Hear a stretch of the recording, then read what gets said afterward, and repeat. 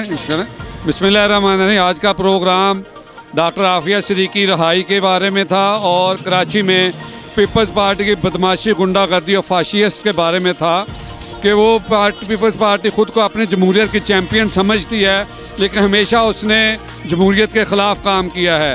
जान मोहम्मद अब्बासी साहब को शहीद करने वाली ये पीपल्स पार्टी, अगवा करने वाली ये पीपल्स पार्टी थी।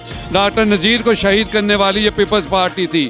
आज भी कराची में 193 होने के बावजूद जमात इस्लामी को इक़्तिदार नहीं दिया जा रहा और PTI के बेशुमार अफराद को वहाँ से अगवा किया गया है।